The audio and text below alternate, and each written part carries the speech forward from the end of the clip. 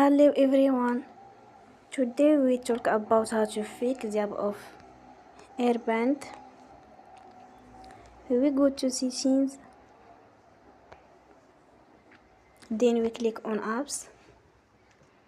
After that we search the app Airbnb and we click. Then we will on for stop. After that we go to storage. Then we click on clear cache.